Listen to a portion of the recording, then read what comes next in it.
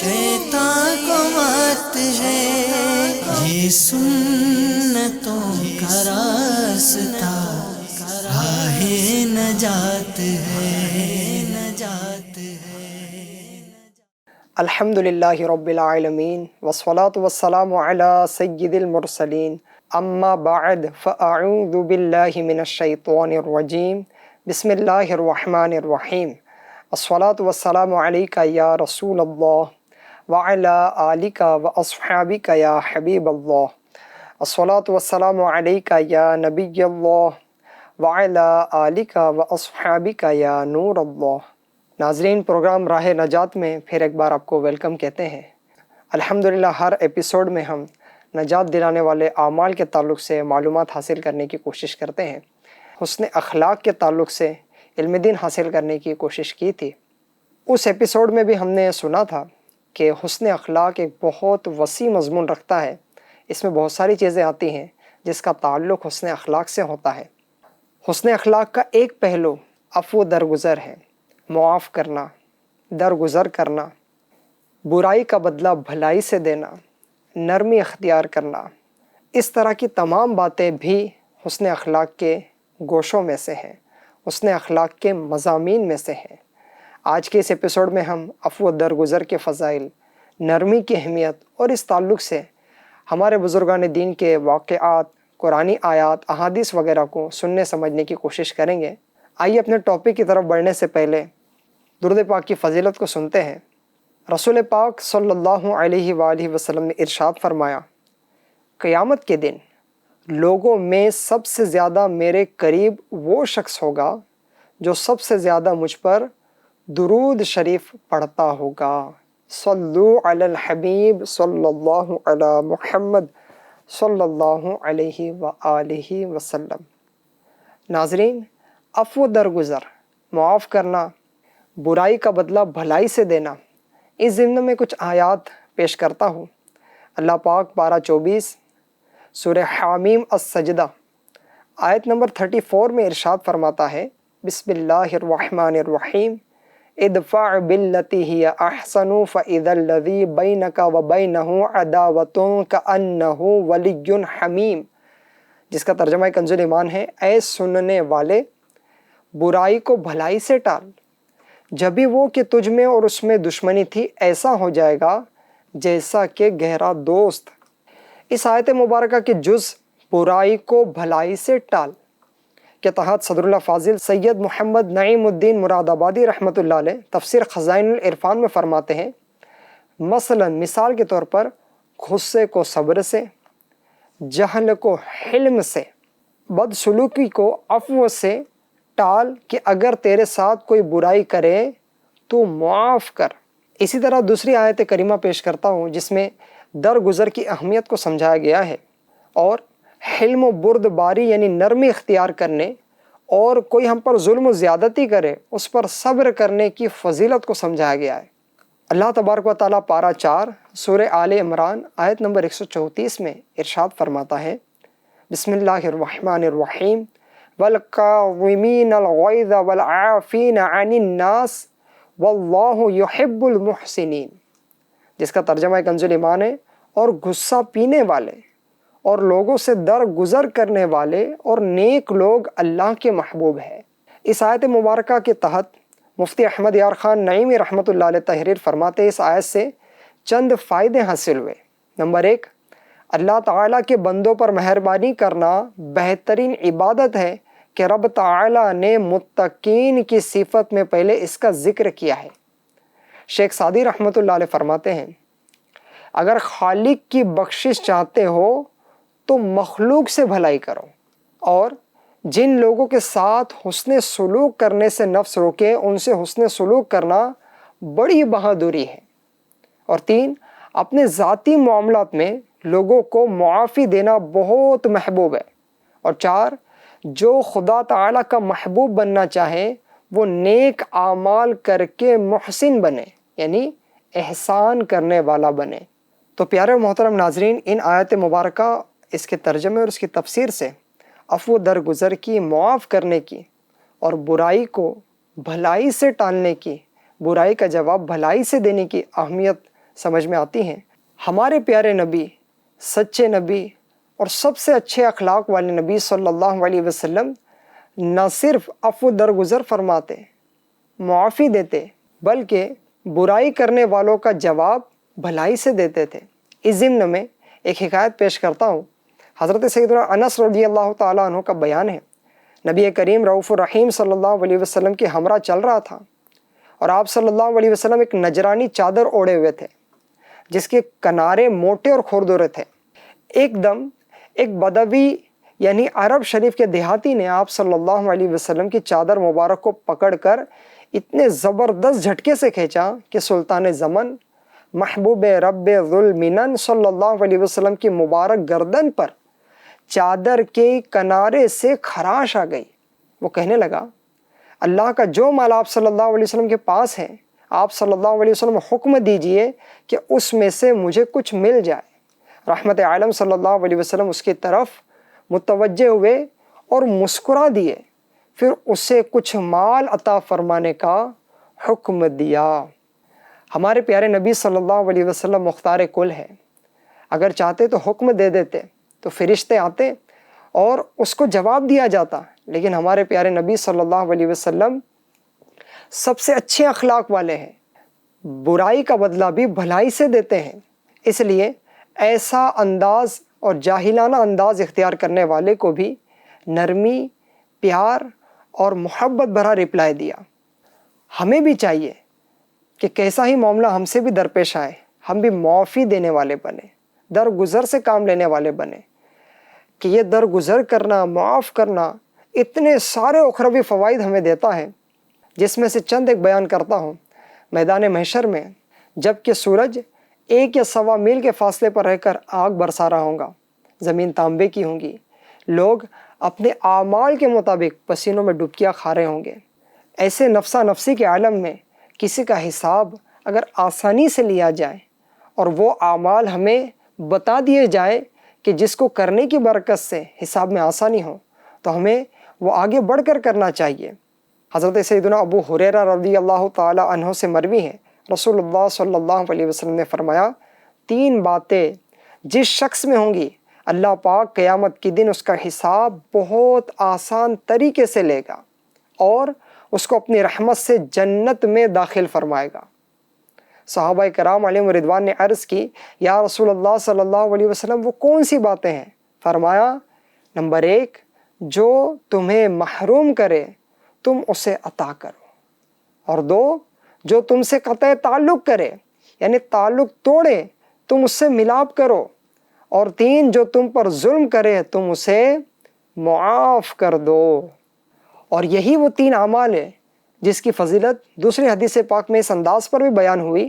سیدنا ابی بن کعب رضی اللہ تعالیٰ عنہ روایت کرتے ہیں کہ ہمارے پیارے نبی صلی اللہ علیہ وسلم نے ارشاد فرمایا، جسے یہ پسند ہو کہ اس کے لیے جنت میں محل بنایا جائے اور اس کے درجات بلند کیے جائے، اسے چاہیے کہ جو اس پر ظلم کرے یہ اسے معاف کرے، اور جو اسے محروم کرے یہ اسے عطا کرے، اور جو اس سے قطع تعلق کرے یہ اس سے ناتا جوڑے۔ پیارے ناظرین، اگر اس حدیث پاک میں دیے ہوئے 3 مبارک کام ہم اور ہمارے معاشرے کے سارے افراد کرنے والے بن جائے تو ہمارے معاشرے سے ناچاکیہ، برائی، برے اخلاق اور ظلم، زیادتی اور ایک دوسرے کے حق تلف کرنا، یہ سارے معاملات ختم ہو جائیں گے، اور انشاءاللہ الکریم ہمارا معاشرہ سنتوں بھرا، امن و سکون کا گہوارہ بن جائے گا۔ کیا؟ جو تم پر ظلم کرے تم انہیں معاف کر دو، جو تم سے تعلق توڑے تم ان سے تعلق جوڑو، اور جو تمہیں محروم کرے تم اسے عطا کرو۔ ہمارے اسلاف، ہمارے بزرگان دین ان باتوں پر بہت اہتمام کے ساتھ عمل کیا کرتے۔ صلو علی الحبیب صلی اللہ علی محمد صلی اللہ علیہ وآلہ وسلم۔ ناظرین، ہم معاف کرنا، درگزر کرنا، اس کے اخروی فوائد کے تعلق سے سن رہے تھے۔ مزید آپ کو اس کے تعلق سے کچھ روایات پیش کرتا ہوں۔ اللہ پاک کے نبی صلی اللہ علیہ وسلم کا فرمان رحمت نشان ہے، صدقہ دینے سے مال کم نہیں ہوتا، اور بندہ کسی کا قصور معاف کرے تو اللہ اس معاف کرنے والے کی عزت ہی بڑھائے گا۔ اور جو اللہ کے لیے تواضع یعنی عاجزی کرے اللہ اسے بلند فرمائے گا۔ ہمارے معاشرے میں ایک چیز یہ محسوس کی جاتی ہے، ہم معافی مانگیں گے تو چھوٹے ہو جائیں گے، حالانکہ حدیث پاک میں معافی مانگنے اور معاف کرنے والوں کو ایسی ایسی بشارتیں ہیں۔ اس روایت کے مطابق جو بندہ کسی کا قصور معاف کرے، معافی دے دے، درگزر سے کام لے، تو اللہ پاک اس کی عزت بڑھائے گا کی بشارت دی گئی ہے۔ اسی طرح جو معاف کرنے والے ہیں، جو درگزر کرنے والے ہیں، ان کو ایک اور بشارت یہ دی گئی ہے کہ سیدنا موسیٰ کلیم اللہ علیہ السلام نے عرض کی، اے رب اعلیٰ، تیرے نزدیک کون سا بندہ زیادہ عزت والا ہے؟ فرمایا جو بدلہ لینے کی قدرت کے باوجود معاف کر دے۔ ہمارے پاس ناظرین بہت سارے موقع آتے ہیں کہ جہاں پورا ہمارے پاس پاور ہوتا ہے کہ ہم بدلہ لے سکتے ہیں، پھر وہ رپلائی مار دھاڑ کی صورت میں ہو، اپنی طاقت کا استعمال کر کے ہوں، اپنی زبان سے ہوں، یا کئی سوشل میڈیا پر میسیجز کی صورت میں بات ہو رہی ہوں تو سامنے والے کی عزت اچھال کر میسیجز کی صورت میں ہو۔ مواقع ہمارے پاس بہت سارے ہوتے ہیں کہ ہم کسی کو رپلائی اس طرح دے، کسی کا بدلہ اس طرح لے کہ اس کو تکلیف پہنچے، اس کو ایذا پہنچے، لیکن اس روایت کے مطابق اللہ کے نزدیک سب سے زیادہ عزت والا بندہ ہی وہ ہے جو بدلہ لینے کی قدرت کے باوجود معاف کر دے۔ سبحان اللہ۔ پیارے ناظرین، جہاں معاف کرنے کی اتنی فضیلت ہے، وہی جو معافی نہیں دیتے ہیں، جو درگزر سے کام نہیں لیتے ہیں، مواقع آتے ہیں کہ معاف کر دے، بعض اوقات موقع نہیں آتا، سامنے سے کوئی معافی مانگنے نہیں آتا، لیکن ہم دل ہی دل میں معاف کر سکتے ہیں۔ معافی کا مطالبہ کہ مجھ سے معافی مانگے، اس کا مطالبہ بھی نہیں کرتے، بلکہ دل ہی دل میں معاف کر دیتے ہیں۔ ایسے موقع بھی آتے ہیں، اور بعض اوقات تو ایسا بھی ہوتا ہے کہ سامنے والا ندامت کے ساتھ، شرمندگی کے ساتھ معافی مانگنے آتا ہے، تب بھی بعضوں کے مزاج میں معاف کرنا ہوتا ہی نہیں ہے۔ وہ ذرا اس روایت کو سنے اور ڈرے۔ سیدنا جریر رضی اللہ تعالیٰ عنہ سے مروی ہے، سرکار دو عالم صلی اللہ علیہ وآلہ وسلم نے ارشاد فرمایا، جو رحم نہیں کرتا اس پر رحم نہیں کیا جاتا، اور جو معاف نہیں کرتا اس کو معاف نہیں کیا جائے گا۔ اللہ اکبر۔ کہیں یہی وعید کی وجہ سے ہمیں بھی دنیا میں اگر معاف نہیں کیا ہے، معافی نہیں دیتے ہیں اور آخرت میں معاف نہیں کیا گیا، آج دنیا میں رحم نہیں کرتے ہیں، آخرت میں بھی ہم پر رحم نہیں کیا گیا، تو ہم کہاں جائیں گے؟ اس ضمن میں ایک حکایت پیش کرتا ہوں۔ کہتے ہیں کہ ایک آدمی کی بیوی نے کھانے میں نمک زیادہ ڈال دیا، اس کو غصہ تو بہت آیا، مگر یہ سوچتے ہوئے وہ غصے کو پی گیا کہ میں بھی تو خطائیں کرتا رہتا ہوں، مجھ سے بھی تو غلطیاں ہوتی ہیں، مجھ سے بھی اللہ پاک کی نافرمانی ہوتی ہے، اگر آج میں نے بیوی کی خطا پر سختی کر لی، گرفت کر لی، تو کوئی ایسا نہ ہو کہ کل بروز قیامت اللہ پاک بھی میری خطاؤں پر گرفت فرما لے۔ یہ سوچ کر اس نے دل ہی دل میں اپنی زوجہ کو، اپنی وائف کو معاف کر دیا۔ انتقال کے بعد اسی شخص کو کسی نے خواب میں دیکھ کر پوچھا، اللہ پاک نے تیرے ساتھ کیا معاملہ فرمایا؟ اس نے جواب دیا کہ گناہوں کی کثرت کے سبب عذاب ہونے ہی والا تھا کہ اللہ پاک نے فرمایا میری بندی نے سالن میں نمک زیادہ ڈال دیا تھا اور تم نے اس کی خطا معاف کر دی تھی، جاؤ میں بھی اس کے صلے میں تم کو آج معاف کرتا ہوں۔ تو پیارے و محترم ناظرین، ہمارے پاس بھی بہت سارے موقع آتے ہیں کہ ہم معاف کر سکتے ہیں، لیکن بعض اوقات ایسا ہوتا ہے کہ معاف نہیں کرتے، رپلائی دیتے ہیں۔ جیسے گھر ہی میں اسی حکایت کو سامنے رکھتے ہوئے گھر ہی میں ایسے مواقع آ رہے ہوتے ہیں، گھر میں بیوی ہے، بچے ہیں، دیگر گھر والے ہیں، یا گھر کے نوکر چاکر ہیں، وہ کوئی ایسا کام کر گزرے جو ہمارے مزاج کے خلاف ہو، جو واقعی غلطی بھی ہو، تو اس پر ایسا ریئیکٹ کرنا، ایسا بدلہ لینا کہ جس سے ان کو ایذا دی جائے، ان کو تکلیف دی جائے، انہیں معاف نہ کیا جائے، تو کہیں یہ وعید جو ابھی ہم نے روایت آگے سنی وہ ہم پر نہ آ جائے کہ رحم نہیں کرو گے تو رحم نہیں کیے جاؤ گے، تم پر بھی رحم نہیں کیا جائے گا۔ اللہ پاک ہم سب کو رحم دل بنائے، عفو درگزر کرنے والا بنائے، کہ عفو درگزر یعنی معاف کرنا یہ بہترین اخلاق میں سے ہے۔ ایک حدیث پاک پیش کرتا ہوں، سیدنا عقبہ بن عامر رضی اللہ تعالیٰ عنہ کہتے ہیں کہ میں نے سلطان دو جہان سرور ذیشان صلی اللہ علیہ وسلم کی ملاقات کا شرف پایا تو فوراً حضور انور صلی اللہ علیہ وسلم کا دست منور تھام لیا، اور آپ صلی اللہ علیہ وسلم نے میرے ہاتھ کو جلدی سے پکڑ لیا، پھر فرمایا اے عقبہ دنیا و آخرت کے افضل اخلاق یہ ہے کہ تم اس کو ملاؤ جو تمہیں جدا کرے، اور جو تم پر ظلم کرے اسے معاف کر دو، اور جو یہ چاہے کہ عمر میں درازی اور رزق میں کشادگی ہو وہ اپنے رشتہ داروں کے ساتھ صلہ رحمی یعنی اچھا سلوک کرے۔ تو عمر میں درازی اور رزق میں برکت کا ایک وظیفہ یہ ہے کہ اپنے رشتہ داروں کے ساتھ اچھا سلوک کیا جائے۔ یہ عفو درگزر کرنا، معاف کرنا، اس کا بہت بڑا تعلق ہمارے رشتہ داری کے معاملات میں بھی بنتا ہے۔ بہت سارے مواقع رشتہ داری، خاندان، برادری میں ایسے آ رہے ہوتے ہیں کہ صرف معاف نہ کرنا، رحم نہ کرنا، اس کی نحوست یہ طاری ہوتی ہیں کہ اچھے خاصے خاندان اجڑ جاتے ہیں، آپس میں محبت بھرے تعلقات ختم ہو جاتے ہیں۔ اس نے میرے ساتھ ایسا کیا تھا، میں اس کے ساتھ ایسا کروں گی یا ایسا کروں گا، اس نے ہمیں اس طرح ٹریٹ کیا تھا، ہم اس کے ساتھ ایسا ٹریٹ کریں گے۔ یہ خصلت اندر پائی نہیں جاتی کہ اس نے ایسا کیا تھا، ہم درگزر کرتے ہیں، ہم معاف کرتے ہیں، ہم صلہ رحمی سے پیش آتے ہیں، رشتے بچانے کے لیے اچھا تعلق قائم کرنے کی کوشش کرتے ہیں۔ تو پیارے و محترم ناظرین، اگر ہم بھی رزق میں برکت چاہتے ہیں، عمر میں کشادگی چاہتے ہیں، تو اس کا ایک طریقہ صلہ رحمی ہے، اچھے اخلاق کے ساتھ اپنے رشتہ داروں کے ساتھ پیش آنا بھی ہے۔ ناظرین، یہ معاف کرنا اتنا عظیم کام ہے کہ اب جو حدیث پاک پیش کر رہا ہوں اس میں تو معاف کرنے والوں کو بلا حساب جنت کے داخلے کی بھی خوشخبری دی گئی ہے۔ سیدنا انس رضی اللہ تعالیٰ عنہ روایت کرتے ہیں کہ حضور سرکار مدینہ صلی اللہ علیہ وآلہ وسلم نے ارشاد فرمایا، قیامت کے روز اعلان کیا جائے گا، جس کا اجر اللہ پاک کے ذمہ کرم پر ہے وہ اٹھے اور جنت میں داخل ہو جائے۔ سبحان اللہ، کتنا پیارا اعلان ہے یہ کہ جس کا اجر اللہ پاک کے ذمہ کرم پر ہے وہ اٹھے اور جنت میں داخل ہو جائے۔ پوچھا جائے گا کس کے لیے اجر ہے؟ وہ منادی یعنی اعلان کرنے والا کہے گا ان لوگوں کے لیے جو معاف کرنے والے ہیں۔ سبحان اللہ۔ تو ہزاروں آدمی کھڑے ہوں گے اور بلا حساب جنت میں داخل ہو جائے گے۔ خوشخبری ہو ان کے لیے جو معاف کرتے ہیں، جو درگزر سے کام لیتے ہیں۔ اتنے سارے فضائل ہم نے ناظرین عفو درگزر کے معاف کرنے کے سنے ہیں، دل چاہتا ہے کہ اب تو معاف ہی کرتے رہیں۔ بہت سارے مواقع پیارے ناظرین ہمیں ایسے بھی آتے ہیں کہ لوگ ہم سے معافی مانگنے آئے اور ہم معافی دے، ایسا نہیں ہے، بلکہ کوئی ایسے معاملات درپیش آتے رہتے ہیں ہماری زندگی میں کہ ہم سامنے والا معافی مانگنے آئے یا نہ آئے، ہم دل ہی دل میں معاف کر سکتے ہیں، درگزر کر سکتے ہیں، برائی کو بھلائی سے ٹال سکتے ہیں اور اپنے معاشرے کو امن و سکون کا گہوارہ بنا سکتے ہیں کہ ہر کوئی یہ مطالبہ کرنا چاہے گا کہ مجھ سے آ کے معافی مانگی جائے، تو پھر امن و سکون کا ماحول کیسے بن سکتا ہے؟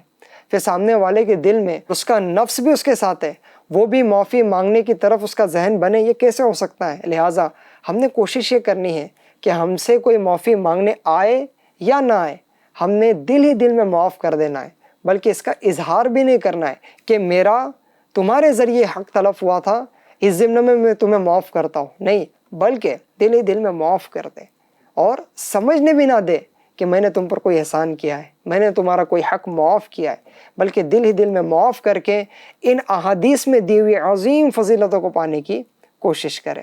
بلکہ ہمارے اسلاف تو یہ کوشش کرتے تھے کہ وہ پیشگی معاف کر دیتے تھے، کوئی حق تلف بعد میں ہونا ہے لیکن ابھی سے معافی۔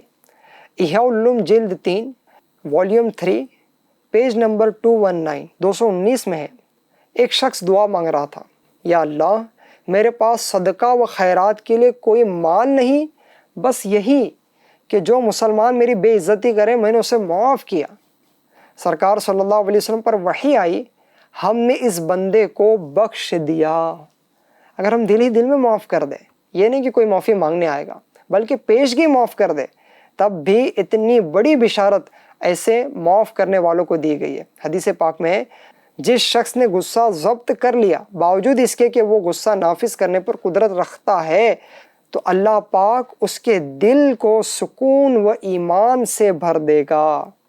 یعنی اگر کسی کی طرف سے کوئی تکلیف پہنچ گئی اور غصہ آ گیا، یہ بدلہ لے سکتا ہے، مگر محض رضا الہی کے خاطر غصہ پی گیا تو اللہ پاک اس کو سکون قلب عطا فرمائے گا اور اس کا دل نور ایمان سے بھر دے گا۔ ایسے مواقع جب ہمارے سامنے آتے ہیں اور ہم درگزر سے کام لیتے ہیں، غصے کو ضبط کر لیتے ہیں، تو واقعی ایک دل میں ایک سکون محسوس ہوتا ہے کہ الحمدللہ مجھے ایک ایسا کام کرنے کی سعادت ملی ہے کہ میں نے سامنے والے کے معاملے پر درگزر کر دیا ہے، اس معاملے میں نرمی اختیار کی ہے۔ ہمارے اسلاف بھی بردباری، حلم، نرمی اس حوالے سے اتنے اعلیٰ کردار کے مالک ہوا کرتے تھے۔ سیدنا امام زین العابدین رحمۃ اللہ علیہ بہت عظیم شخصیت ہے۔ ان کی لونڈی آپ کو وضو کرانے کے لیے بھرا ہوا لوٹا لائی، اس کے ہاتھ سے وہ لوٹا گر گیا، آپ رضی اللہ تعالی عنہ اس لوٹا گرنے کی وجہ سے زخمی ہو گئے، آپ کو کچھ زخم آ گیا، نگاہ اٹھا کر اسے دیکھا، وہ بولی اللہ پاک فرماتا ہے، قرآن پاک کی کچھ آیت اور اس کے جز، اس کے ٹکڑے اس نے بیان کیے، اللہ پاک فرماتا ہے وَالْكَاظِمِينَ الْغَيْظَ، اور غصہ پینے والے۔ جیسے ہی آیت کریمہ کا حصہ اس لونڈی نے پڑھا، آپ رضی اللہ تعالی عنہ نے فرمایا میں نے غصہ پی لیا۔ وہ بولی وَالْعَافِينَ عَنِ النَّاسِ، اور لوگوں سے درگزر کرنے والے۔ آپ رضی اللہ تعالی عنہ نے فرمایا رب تجھے معافی دے، میں نے بھی معاف کیا۔ وہ بولی واللہ یحب المحسنین، اور احسان کرنے والے اللہ کے محبوب ہے۔ آپ رضی اللہ تعالیٰ عنہ نے فرمایا جا تو اللہ کے لیے آزاد ہے۔ سبحان اللہ۔ پیارے ناظرین، دیکھا آپ نے ہمارے اسلاف، ہمارے بزرگان دین کس طرح درگزر سے کام لیتے، معافی دیتے، اور ان کے ساتھ کیسا ہی سلوک ہوتا، کیسا ہی برا رویہ اختیار کیا جاتا۔ بعض اوقات جاہلانہ انداز سے لوگ ان کے پاس آتے، لیکن یہ درگزر کرتے اور برائی کا بدلہ بھلائی سے دینے کی کوشش کرتے۔ اس ضمن میں ہمارے پیارے نبی صلی اللہ علیہ وسلم کا ایک بہت ہی پیارا واقعہ کہ جس میں آپ صلی اللہ علیہ وسلم کا دو اعتبار سے کسی نے امتحان لینے کی کوشش کی، اور وہ یہودیوں کے بہت بڑے عالم تھے، بعد میں نبی پاک صلی اللہ علیہ وسلم پر ایمان لا کر صحابیت کا درجہ پایا۔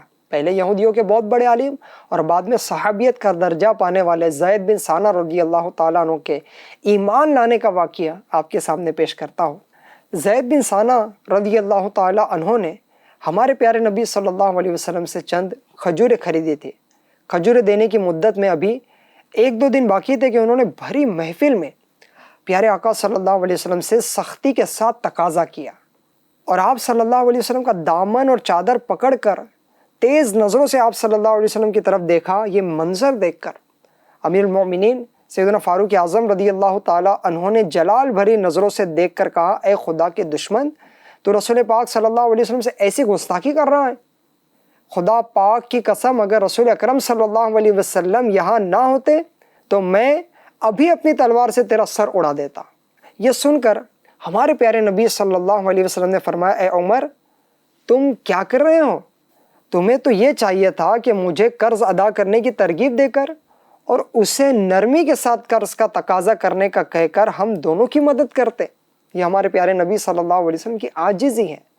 پھر آپ صلی اللہ علیہ وسلم نے حکم دیا اے عمر، اس کو اس کے حق کے برابر کھجوریں دے دو اور کچھ زیادہ بھی دینا۔ اس پر امیر المومنین سیدنا فاروق اعظم رضی اللہ تعالیٰ عنہ نے جب حق سے زیادہ کھجوریں دی تو زید بن ثانہ رضی اللہ تعالیٰ عنہ جو کہ ابھی ایمان نہیں لائے تھے بلکہ یہودیوں کے بہت بڑے عالم تھے، انہوں نے کہا اے عمر میرے حق سے زیادہ کیوں دے رہے ہو؟ آپ نے فرمایا چونکہ میں نے ٹیڑھی نظروں سے دیکھ کر تمہیں خوف زدہ کر دیا تھا، اسی لیے رسول خدا صلی اللہ علیہ وسلم نے تمہاری دلجوئی کے لیے تمہارے حق سے کچھ زیادہ دینے کا مجھے حکم دیا ہے۔ یہ سن کر زید بن ثانہ نے کہا اے عمر، کیا تم مجھے پہچانتے ہو؟ میں زید بن ثانہ ہوں۔ آپ رضی اللہ تعالیٰ عنہ نے فرمایا تم وہی زید بن ثانہ ہو جو یہودیوں کے بہت بڑے عالم ہیں؟ انہوں نے کہا جی ہاں میں وہی زید بن ثانہ ہوں۔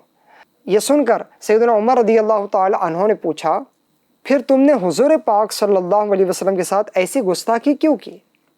تو زید بن ثانہ نے جواب دیا اے عمر، اصل میں بات یہ ہے کہ میں نے تورات میں آخری نبی صلی اللہ علیہ وسلم کی جتنی نشانیاں پڑھی تھی ان سب کو میں نے ان کی ذات میں دیکھ لیا، مگر 2 نشانیوں کے بارے میں مجھے ان کا امتحان کرنا باقی رہ گیا تھا۔ ایک یہ کہ ان کی نرمی غالب رہیں گی، اور جس قدر زیادہ ان کے ساتھ جہالت و برائی کا سلوک کیا جائے گا اتنی ہی ان کی نرمی بڑھتی جائیں گی۔ چنانچہ میں نے اس ترکیب سے ان دونوں نشانیوں کو بھی ان میں دیکھ لیا ہے، اور میں شہادت دیتا ہوں کہ یقیناً یہ سچے اور آخری نبی ہے۔ اے عمر، میں بہت ہی مالدار ہوں، میں تمہیں گواہ بناتا ہوں کہ میں نے اپنا آدھا مال پیارے آقا صلی اللہ علیہ وسلم کی امت پر صدقہ کر دیا۔ پھر یہ بارگاہ رسالت میں آئے اور کلمہ پڑھ کر مسلمان ہو گئے۔ پیارے ناظرین، آپ نے سنا کہ ہمارے پیارے آقا صلی اللہ علیہ وسلم کس قدر نرمی فرمایا کرتے، کیسا درگزر کا معاملہ فرماتے اور بدتمیزی کرنے والوں کو معافی دیتے۔ یہی وجہ تھی کہ تورات کا اتنا بڑا عالم، جو کہ امتحان لینے کی نیت ہی سے آیا تھا، وہ متاثر ہو کر کلمہ پڑھ کر اسلام میں داخل ہو گیا۔ لہٰذا نبی اکرم صلی اللہ علیہ وسلم کی پیاری سیرت پر عمل کرتے ہوئے اپنے اندر نرمی، عفو درگزر جیسی پیاری عادتیں پیدا کرنے کی کوشش کیجیے۔ لوگوں کی غلطیوں پر انہیں معاف کرنا سیکھیے۔ کوئی کتنا ہی غصہ دلائے، ہمیشہ اپنی زبان کو قابو میں رکھیے کہ اسی میں دنیا و آخرت کی بھلائی ہے۔ اس واقعے سے درگزر کے ساتھ ساتھ نرمی کی اہمیت بھی ہمیں سمجھ میں آتی ہے، اور نرمی کی اتنی اہمیت ہے کہ اس بات کا اندازہ اس بات سے لگائیے کہ جب اللہ کریم نے حضرت موسیٰ علیہ السلام کو فرعون کی طرف بھیجا کہ اسے ایمان کی دعوت دے، تو اللہ پاک نے اس کے ساتھ نرمی سے بات کرنے کا حکم ارشاد فرمایا۔ چنانچہ پارہ 16 سورہ طٰہٰ کی آیت نمبر 44 میں اللہ پاک ارشاد فرماتا ہے، جس کا ترجمہ کنز العرفان ہے، تو تم اس سے نرم بات کہنا اس امید پر کہ شاید وہ نصیحت قبول کر لے یا ڈر جائے۔ بیان کردہ آیت مبارکہ کے تحت تفسیر خازن میں لکھا ہے، یعنی جب تم فرعون کے پاس جاؤ تو اسے نرمی کے ساتھ نصیحت فرمانا۔ بعض مفسرین کے نزدیک فرعون کے ساتھ نرمی کا حکم اس لیے تھا کہ اس نے بچپن میں حضرت موسیٰ علیہ السلام کی خدمت کی تھی، اور بعض مفسرین نے فرمایا نرمی سے مراد یہ ہے کہ آپ اس سے وعدہ کریں کہ اگر وہ ایمان قبول کرے گا تو تمام عمر جوان رہے گا، کبھی بڑھاپا نہ آئے گا، مرتے دم تک اس کی بادشاہت باقی رہیں گی، کھانے پینے اور نکاح کی لذتیں مرتے دم تک اس کی باقی رہیں گی، اور مرنے کے بعد جنت میں داخلہ بھی نصیب ہوگا۔ جب حضرت موسیٰ علیہ السلام نے فرعون سے یہ وعدے کیے تو اسے یہ بات بہت پسند آئی، لیکن وہ کسی کام پر اپنے وزیر حامان سے مشورہ لیے بغیر فیصلہ نہیں کرتا تھا۔ یہ حامان، جس کا تذکرہ بھی ہم سن رہے ہیں، بے نمازی کی سزاؤں میں یہ بات لکھی ہوئی کہ جو نمازوں کو قضا کرنے والے ہیں ان کا حشر فرعون کے وزیر حامان کے ساتھ بھی ہوگا۔ یہ وہ حامان ہے جو فرعون کا وزیر، اور اس وقت حامان جو تھا یہ موجود نہ تھا، اس لیے اس نے کوئی فیصلہ نہ کیا۔ جب وہ آیا تو فرعون نے اسے خبر دی اور کہا، میں چاہتا ہوں کہ حضرت موسیٰ علیہ السلام کی ہدایت پر ایمان قبول کر لوں۔ یہ سن کر حامان کہنے لگا، میں تو تجھے سمجھدار سمجھتا تھا، لیکن یہ کیا تو رب ہے اور بندہ بننا چاہتا ہے؟ معاذ اللہ، تو معبود ہے اور عابد بننے کی خواہش کرتا ہے۔ فرعون نے کہا، تو نے ٹھیک کہا، اور یوں وہ ایمان سے محروم ہوا۔ لیکن اوپر ہم نے سنا پیارے و محترم اسلامی بھائیوں کہ ایسے شخص کے لیے جو معاذ اللہ معبود ہونے کی بات کرتا، جو یہ بات کرتا کہ میری عبادت کی جائے، اللہ پاک نے اس کے تعلق سے بھی اس کو جب نیکی کی دعوت دی جائے، اس کو جب سمجھایا جائے، تو اس کے لیے یہ فرمایا کہ تو تم اس سے نرم بات کہنا اس امید پر کہ شاید وہ نصیحت قبول کر لے یا ڈر جائے۔ پیارے ناظرین، تفسیر صراط الجنان میں لکھا ہے، اس آیت سے اللہ پاک کی رحمت کی جھلک بھی نظر آتی ہے کہ اپنی بارگاہ کے باغی اور نافرمان کے ساتھ کس طرح اس نے نرمی فرمائی، اور جب اپنے نافرمان بندے کے ساتھ اس کی نرمی کا یہ حال ہے تو فرما بردار بندے کے ساتھ اس کی نرمی کیسی ہوگی۔